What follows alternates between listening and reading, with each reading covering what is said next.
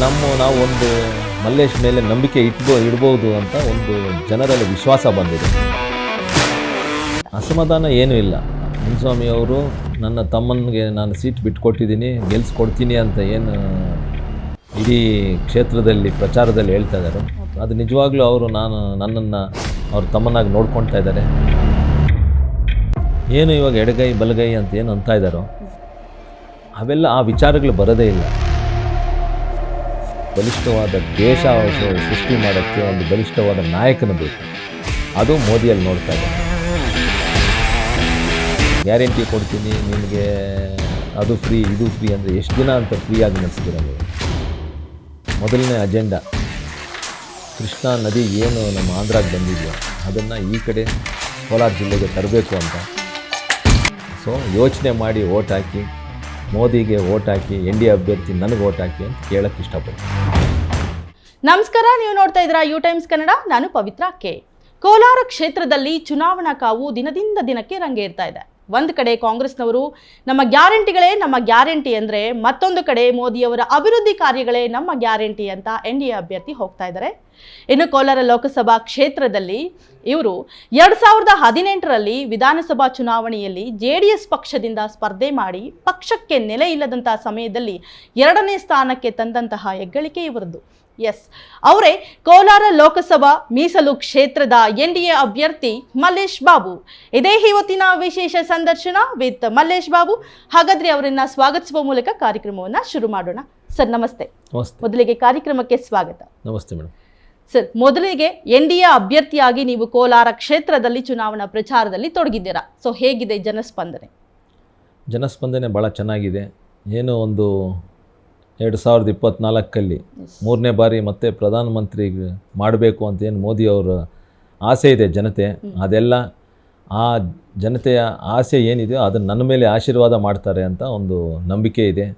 ಕಳೆದ ಲೋಕಸಭಾ ಚುನಾವಣೆಯಲ್ಲಿ ಕಾಂಗ್ರೆಸ್ JDS ಮೈತ್ರಿ ಆಗಿತ್ತು, ಆಗ ಸೋಲನ್ನು ಅನುಭವಿಸಿತ್ತು. ಸೊ ಈಗ BJP JDS ಜೊತೆಗೆ ಮೈತ್ರಿಯನ್ನು ಜನ ಒಪ್ಕೊಳ್ತಾರಾ?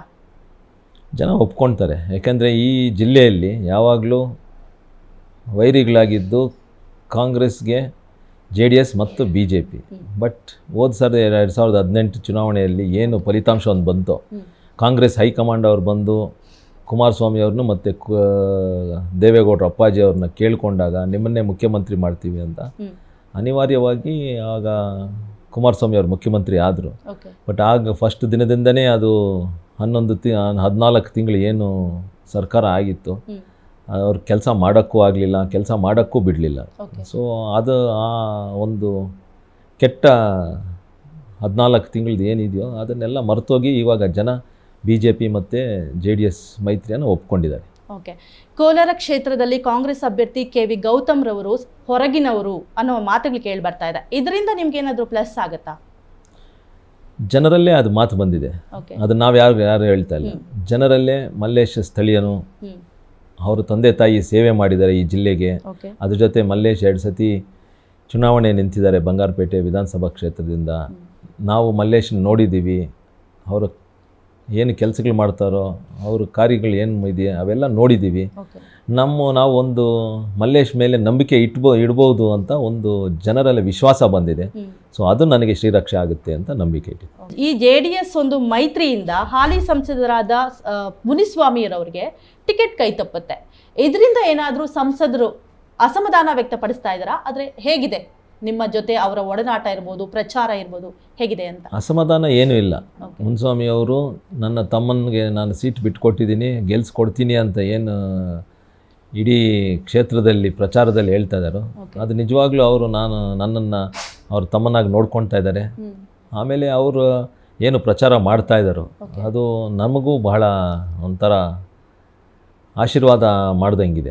ಯಾಕಂದರೆ 5 ವರ್ಷ ಅಲ್ಲಿ ಏನು ಕೆಲಸ ಮಾಡಿದಾರೋ, ಅಲ್ಲಿ ಏನು ಕಾರ್ಯಗಳು ಮಾಡ್ಕೊ ಬಂದಿದ್ದಾರೋ ಅವರ ಅನುಭವ ಇದೆ. ಆ ಅನುಭವದಲ್ಲಿ ಏನು ಅವರು ಜನಕ್ಕೆ ಒಂದು ಮೆಸೇಜ್ ಕೊಡಬೇಕಾಗುತ್ತೋ ಅದೆಲ್ಲ ಕೊಡ್ತಾ ಇದ್ದಾರೆ. ಆಮೇಲೆ ಜನಕ್ಕೂ ಒಂದು ಸಂಸದರಾಗಿ ಹೋದ್ಮೇಲೆ ಹಿಂಗೆಲ್ಲ ಕೆಲಸ ಮಾಡ್ಬೋದು.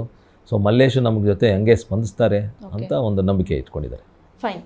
ಕಾಂಗ್ರೆಸ್ನಲ್ಲಿ ಎಡಗೈ ಸಮುದಾಯ ಬಲಗೈ ಸಮುದಾಯ ಅಂತ ಒಂದು ಸಮುದಾಯಗಳನ್ನು ಒಂದು ಸೃಷ್ಟಿ ಮಾಡಿ, ಗೊಂದಲ ಸೃಷ್ಟಿ ಮಾಡಿ ಈಗ ಅವ್ರನ್ನ ಹೋಲಿಸ್ಕೊಳ್ಳೋದಕ್ಕೆ ಪ್ರಯತ್ನ ಪಡ್ತಾ ಇದ್ದಾರೆ. ಈ ಒಂದು ಈ ಎಲ್ಲ ಒಂದು ವಿಚಾರಗಳು ಮಲ್ಲೇಶ್ ಬಾಬುರವರಿಗೆ ಚುನಾವಣೆಯಲ್ಲಿ ಪ್ಲಸ್ ಆಗುತ್ತೆ ಅಂತೀರಾ? ಏನು ಇವಾಗ ಎಡಗೈ ಬಲಗೈ ಅಂತ ಏನು ಅಂತ ಇದ್ದಾರೋ ಅವೆಲ್ಲ ಆ ವಿಚಾರಗಳು ಬರೋದೇ ಇಲ್ಲ. ಯಾಕೆಂದರೆ ಈ ಎಲೆಕ್ಷನ್ ನಡೀತಾ ಇರೋದು ಒಂದು ದೇಶಕ್ಕೋಸ್ಕರ ಈ ಎಲೆಕ್ಷನ್ ನಡೀತಾ ಇರೋದು. ಏನು ಒಂದು ದೇಶದ ಭವಿಷ್ಯಕ್ಕೋಸ್ಕರ ಏನು ಬೇಕು ಅಂತ ಜನ ತೀರ್ಮಾನ ಮಾಡಿದ್ದಾರೆ.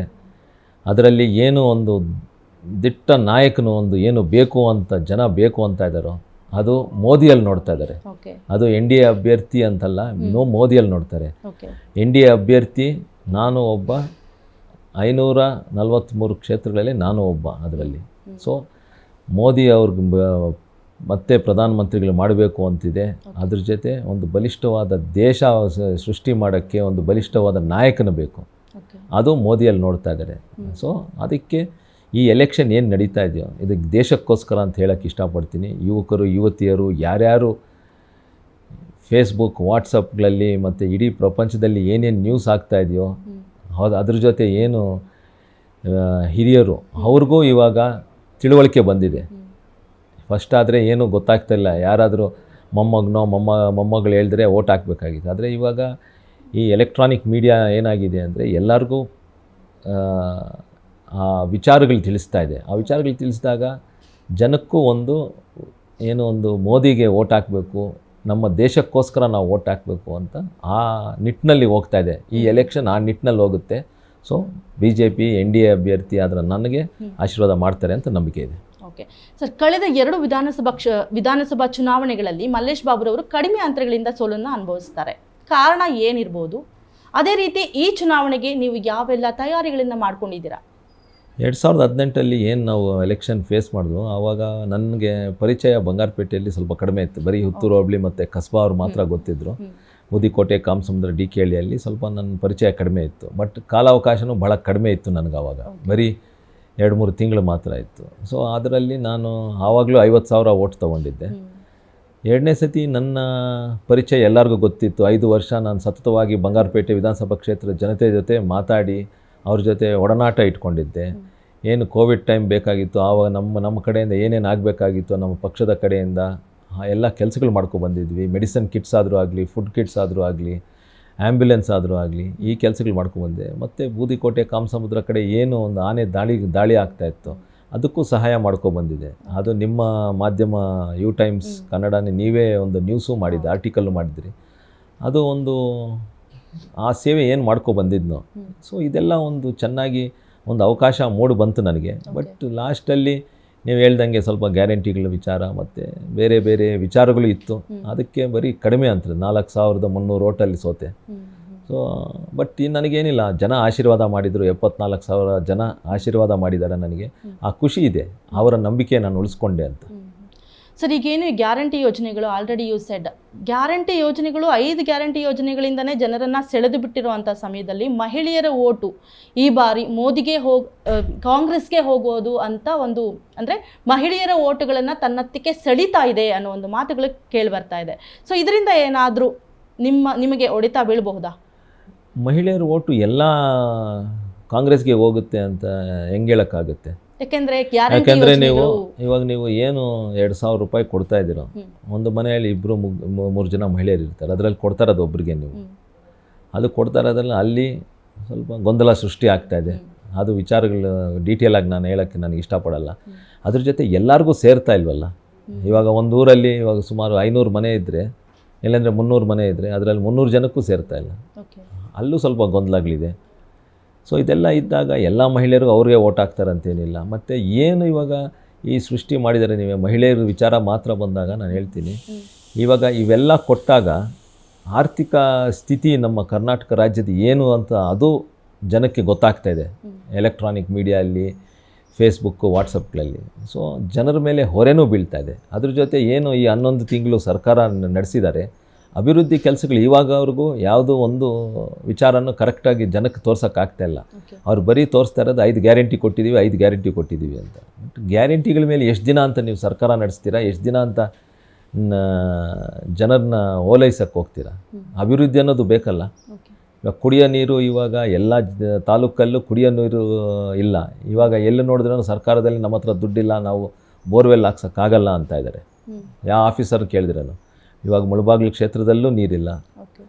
ಕುಡಿಯೋಕ್ಕೆ. ಎಲ್ಲೋ ಕೆಲವು ನಾವು ಎಲ್ಲೆಲ್ಲಿ ಕ್ಯಾಂಪೇನ್ ಮಾಡಿದ್ವೋ ಅಲ್ಲೆಲ್ಲ ಜನ ಅದೇ ಹೇಳಿದ್ರು. ನಮ್ಮ ಏನೋ ಒಂದು ಕಾರ್ಯಕ್ರಮ ಆಗ್ತಾ ಇದ್ದಾಗ ಅದು ಶ್ರೀನಿವಾಸಪುರ ಕ್ಷೇತ್ರದಲ್ಲೂ ಆಯಿತು, ಸಿದ್ಲಘಟ್ಟ ಕ್ಷೇತ್ರದಲ್ಲೂ ಅದೇ ಆಯಿತು. ಓಕೆ. ಸೊ ಇಂಪಾರ್ಟೆನ್ಸ್ ಏನು ಕೊಡಬೇಕು? ಬೇಸಿಕ್ ನೆಸೆಸಿಟೀಸ್ ಕೊಡಬೇಕು. ಅದು ಬಿಟ್ಟು ನೀವು ಗ್ಯಾರಂಟಿ ಕೊಡ್ತೀನಿ ನಿಮಗೆ, ಅದು ಫ್ರೀ ಇದು ಫ್ರೀ ಅಂದರೆ ಎಷ್ಟು ದಿನ ಅಂತ ಫ್ರೀಯಾಗಿ ನಡೆಸ್ತೀರಾ ನೀವು? ಅದೊಂದು ಯೋಚನೆ ಮಾಡ್ತಾರೆ ಮಹಿಳೆಯರು, ಯೋಚನೆ ಮಾಡ್ತಾರೆ. ಅವರು ತಿಳುವಳಿಕೆ ಇದೆ. ಈ ಒಂದು ಸತಿ ದೇಶಕ್ಕೋಸ್ಕರ ಮತ್ತೆ ಪ್ರಧಾನಮಂತ್ರಿಗಳು ಮಾಡಬೇಕು, 3ನೇ ಸತಿ ಮೋದಿ ಅಂತ ಏನು ಅಲೆ ಇದಿದೆ ಇಡೀ ಪ್ರಪಂಚದಲ್ಲೇ ಇದೆ ಆಗಿದೆ. ಅದು ನಾನು ಇನ್ನೊಂದು ಹೇಳೋಕ್ಕೆ ಇಷ್ಟಪಡ್ತೀನಿ ಮಹಿಳೆಯರಿಗೆ ಎಸ್ಪೆಷಲಿ. ಈ ಅದೃಷ್ಟ ಇರೋದು ನಾವು ಮೋದಿಯನ್ನು ಪ್ರಧಾನಮಂತ್ರಿ ಮಾಡೋಕ್ಕೆ ಇಡೀ ನಮ್ಮ ಭಾರತ ದೇಶದಲ್ಲಿರೋ ಜನತೆಗೆ ಮಾತ್ರ.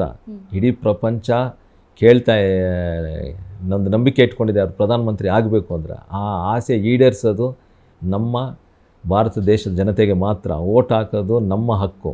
ಸೊ ಯೋಚನೆ ಮಾಡಿ ಓಟ್ ಹಾಕಿ, ಮೋದಿಗೆ ಓಟ್ ಹಾಕಿ, NDA ಅಭ್ಯರ್ಥಿ ನನಗೆ ಓಟ್ ಹಾಕಿ ಅಂತ ಕೇಳೋಕ್ಕೆ ಇಷ್ಟಪಡ್ತೀನಿ. ಸೊ ನೀವು ಮೋದಿ ಬಗ್ಗೆ ಹೇಳಬೇಕಾದ್ರೆ ಒಂದು ಮಾತು ನೆನಪಾಗುತ್ತೆ. ಏನಂದರೆ ಇತ್ತೀಚೆಗಷ್ಟೇ ಒಬ್ಬ ವಿರೋಧ ಪಕ್ಷ ನಾಯಕರು ಹೇಳ್ತಾರೆ, ಮೋದಿ ಸರ್ಕಾರದಲ್ಲಿ ಮಹಿಳೆಯರಿಗೆ ಸುರಕ್ಷತೆ ಇಲ್ಲ. ಇದ್ರ ಬಗ್ಗೆ ಏನು ಹೇಳ್ತೀರಾ? ಎಲ್ಲಿ ಸುರಕ್ಷತೆ ಇಲ್ಲ ಅಂತಾರೆ? ಎಲ್ಲಿ ಯಾವ ಇದಾಗಿದೆ? ಎಲ್ಲ ಸ್ಟೇಟಲ್ಲೂ ಕರೆಕ್ಟಾಗಿ ನಡೀತಾ ಇದೆಯಲ್ಲ. ನಮ್ಮ ಕರ್ನಾಟಕ ದೇಶದಲ್ಲಿ ಏನಾದರೂ ಹೆಚ್ಚು ಕಡಿಮೆ ಆಗಿದೆಯಾ?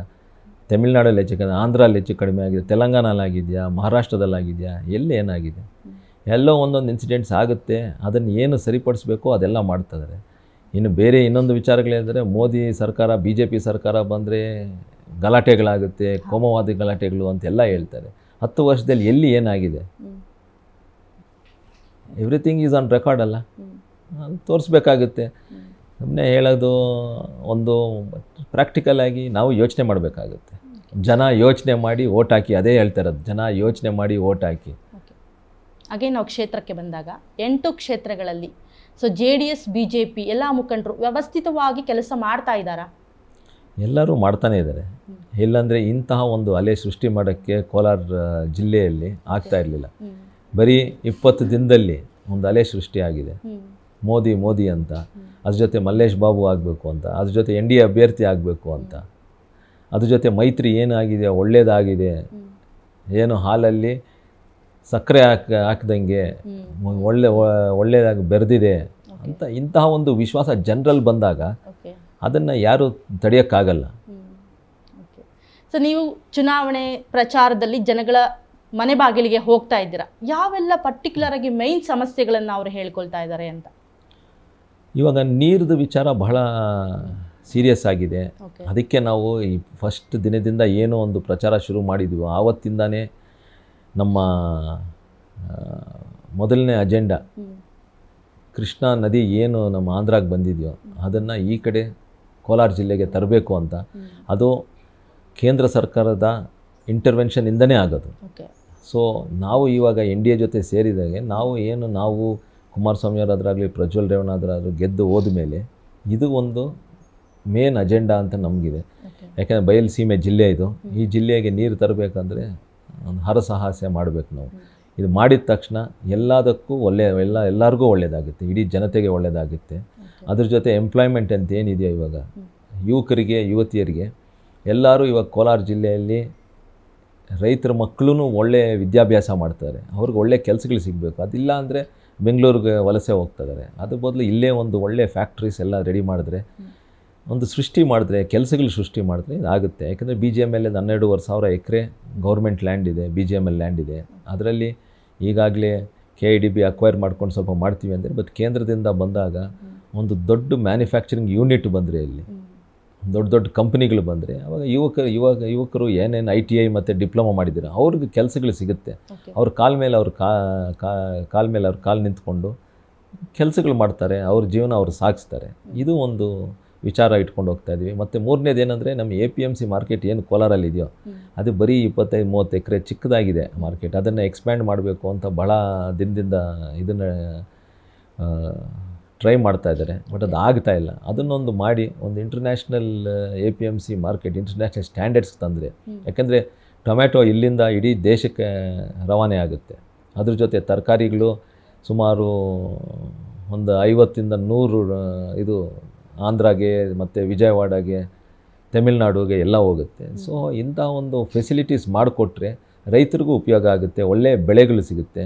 ಆಮೇಲೆ ಅದ್ರ ಜೊತೆ ಆ APMCಗೆ ಏನಾದರೂ ಆದರೆ ರೈಲ್ವೆ ಕನೆಕ್ಟಿವಿಟಿ ಕೊಟ್ಟರೆ ಅದು ಇನ್ನೂ ಒಳ್ಳೆಯದಾಗುತ್ತೆ ಅಂತ ಒಂದು ಅಭಿಪ್ರಾಯ ನಮಗಿದೆ. ಈ 3 ವಿಚಾರಗಳಿಟ್ಕೊಂಡೇ ನಾವು ಜನರ ಮುಂದೆ ಓಟ್ ಹಾಕಿ ನಮ್ಮನ್ನು ಗೆಲ್ಲಿಸಿ ನಿಮ್ಮ ಕಷ್ಟಕ್ಕೆ ನಾವು ಇರ್ತೀವಿ ಅಂತ ಹೇಳ್ಕೊಂಡು ಹೋಗ್ತಾ ಇದ್ದೀವಿ. ಓಕೆ ಸರ್, ಇನ್ನೊಂದು ಮಾತು ಓಡಾಡ್ತಾ ಇದೆ ಕ್ಷೇತ್ರದಲ್ಲಿ, ಏನಂದರೆ ಕಾಂಗ್ರೆಸ್ನಲ್ಲಿ ಬಣ ರಾಜಕೀಯ ಇದೆ ಅಂತ ಹೇಳ್ಬಿಟ್ಟು BJPಯವರು ಸೃಷ್ಟಿ ಮಾಡ್ತಾ ಇದ್ದಾರೆ.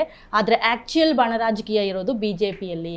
ಈಗ ಆಲ್ರೆಡಿ NDA ಅಭ್ಯರ್ಥಿ ಅಂತ ಮಲ್ಲೇಶ್ ಬಾಬು ಅವ್ರನ್ನ ಆಯ್ಕೆ ಮಾಡಿ ಆದಮೇಲೆ ಅಲ್ಲಿ ಬಣ ರಾಜಕೀಯ ಸೃಷ್ಟಿಯಾಗಿದೆ ಅಂತ ಏನು ಕ್ಲಾರಿಫಿಕೇಶನ್ ಕೊಡ್ತೀರಾ? ಎಲ್ಲೂ ಆಗಿಲ್ವೇ ರಾಜಕೀಯ? ಇವಾಗ ಎಲ್ಲಿ ಬಣ ರಾಜಕೀಯ ಆಗಿದೆ? ಎಲ್ಲರೂ ನಮ್ಮ ಜೊತೆಯಲ್ಲಿದ್ದಾರೆ, ಎಲ್ಲರೂ ನಮ್ಮ ಜೊತೆ ಪ್ರಚಾರ ಮಾಡ್ತಾ ಇದ್ದಾರೆ. ಇವಾಗ ನೀವು ನಮ್ಮ ಪಾರ್ಟಿಗಿಂತ ಜಾಸ್ತಿ BJP ನಾಯಕರೇ ಇಲ್ಲಿ ಬಂದು ಜಾಸ್ತಿ ಕ್ಯಾಂಪೇನ್ ಮಾಡಿದ್ದಾರೆ. CT ರವಿ ಅವರು ಮಾಡಿದ್ದಾರೆ, R ಅಶೋಕ್ ಅವರು ಮಾಡಿದ್ದಾರೆ, ಸದಾನಂದ ಗೌಡ್ರು ಬಂದು ಮಾಡಿದ್ದಾರೆ, ಛಲವಾದಿ ನಾರಾಯಣಸ್ವಾಮಿ ಅವರು ಬಂದಿದ್ದಾರೆ, JDSಯಿಂದ GT ದೇವೇಗೌಡರು ಬಂದು ಸಿದ್ಲಘಟ್ಟ ಮತ್ತು ಮಾಲೂರಲ್ಲಿ ಪ್ರಚಾರ ಮಾಡಿದ್ರು, GT ದೇವೇಗೌಡರು ಬಂದು ನಾಮಿನೇಷನ್ಗೆ ಬಂದಿದ್ದರು, ಬಂಡಪ್ಪ ಕಾಶಪ್ಪನವರು ಮುಳಬಾಗಿಲಿಗೆ ಬಂದಿದ್ದರು, ಮಾಲೂರಿಗೆ ಬಂದಿದ್ದರು. ಸೊ ಇದು ಸುಮ್ಮನೆ ಏನೋ ಒಂದು ಹೇಳ್ಕೊಂಡು ಹೋಗೋಕ್ಕೆ ಇದಿಲ್ಲ, ಚೆನ್ನಾಗಿ ನಡೀತದೆ ನಮ್ಮ ಪ್ರಚಾರ. ಬಣ ರಾಜಕೀಯ ಎಲ್ಲೂ ಇಲ್ಲ. ಓಕೆ ಸರ್, ಫೈನಲಿ ನಮ್ಮ ವಾಹಿನಿ ಮೂಲಕ ಕೋಲಾರ ಕ್ಷೇತ್ರದ ಜನತೆಗೆ ಮಲ್ಲೇಶ್ ಬಾಬುರವರು ಏನಾದರೂ ಹೇಳ್ತಾರೆ ಅಂದರೆ ಏನು ಹೇಳ್ಬೋದು? ಒಂದು ಅವಕಾಶ ಮಾಡಿಕೊಡಿ, ಜನತೆಗೆ ನಿಮ್ಮ ಸೇವೆ ಮಾಡೋಕ್ಕೊಂದು ಅವಕಾಶ ಮಾಡಿಕೊಡಿ ಅಂತ ಕೇಳೋಕ್ಕೆ ಇಷ್ಟಪಡ್ತೀನಿ. ಏನು ಮೋದಿಯವರು ಕೆಲಸ ಮಾಡ್ಕೊಬಂದಿದ್ದಾರೆ, ಅದ್ರ ಜೊತೆ ಏನು ದೇವೇಗೌಡರು ಮತ್ತು ಕುಮಾರಸ್ವಾಮಿ ಅವರು ಏನು ಅವರು ಮುಖ್ಯಮಂತ್ರಿಗಳಾದಾಗ ಮತ್ತು ಪ್ರಧಾನಮಂತ್ರಿಗಳು ದೇವೇಗೌಡರು ಆದಾಗ ಏನು ಕೆಲಸ ಮಾಡ್ಕೊಬಂದಿದ್ದಾರೆ, ಆ ಹಾದಿಯಲ್ಲಿ ನಾವು ಕೆಲಸ ಮಾಡ್ತೀವಿ. ನೀರಾವರಿ ಯೋಜನೆಗಳಾದರೂ ಆಗಲಿ, ಬೇರೆ ರೈತರ ಕಷ್ಟಗಳಾದರೂ ಆಗಲಿ ಮಾಡಿಕೊಡೋಕ್ಕೆ ನಾವು ಸಿದ್ಧವಾಗಿದ್ದೀವಿ. ಒಂದು ಅವಕಾಶ ಮಾಡಿಕೊಡಿ ಅಂತ ಕೇಳೋಕ್ಕೆ ನಾನು ಇಷ್ಟಪಡ್ತೀನಿ. ಸರ್, ತಮ್ಮ ಬ್ಯುಸಿ ಶೆಡ್ಯೂಲಲ್ಲೂ ನಮಗಾಗಿ ಸಮಯ ಕೊಟ್ಟು ಒಂದಷ್ಟು ಮಾತುಗಳನ್ನು ಶೇರ್ ಮಾಡಿಕೊಂಡ್ರಿ, ಧನ್ಯವಾದಗಳು ಸರ್. Thank you. ಇದಿಷ್ಟು ಕೋಲಾರ ಮೀಸಲು ಲೋಕಸಭಾ ಕ್ಷೇತ್ರದ NDA ಅಭ್ಯರ್ಥಿ ಮಲ್ಲೇಶ್ ಬಾಬುರವರ ಮಾತುಗಳಾಗಿತ್ತು. ಸೊ ಅವರು ಹೇಳೋದಿಷ್ಟೇ, ಕೋಲಾರ ಕ್ಷೇತ್ರದಲ್ಲಿ ಯಾವೆಲ್ಲ ಸಮಸ್ಯೆಗಳಿದೆ, ರೈತಾಪಿ ಇರಬಹುದು, ಯುವಕರಿಗಿರ್ಬೋದು, ನಿರುದ್ಯೋಗ, ಯಾವೆಲ್ಲ ಸಮಸ್ಯೆಗಳಿದೆ, ಒಂದು ಬಾರಿ ನನಗೆ ಕ್ಷೇತ್ರದ ಜನತೆ ಆಶೀರ್ವಾದ ಮಾಡಿ ನಾನು ನಿಮ್ಮ ಎಲ್ಲ ಸಮಸ್ಯೆಗಳನ್ನು ಬಗೆಹರಿಸಿಕೊಡ್ತೀನಿ ಅಂತ ಅವರು ಭರವಸೆ ನೀಡ್ತಾ ಇದ್ದಾರೆ. ಆದರೆ ಕೋಲಾರ ಕ್ಷೇತ್ರದ ಜನತೆ ಯಾರ ಕೈ ಹಿಡಿತಾರೆ ಅನ್ನೋದನ್ನು ಕಾದು ನೋಡಬೇಕಾಗಿದೆ. ಮತ್ತಷ್ಟು ಇಂಟ್ರೆಸ್ಟಿಂಗ್ ಸುದ್ದಿಗಳಿಗಾಗಿ ನೋಡ್ತಾ ಇರಿ ಯು ಟೈಮ್ಸ್ ಕನ್ನಡ, ಸದಾ ನಿಮ್ಮೊಂದಿಗೆ.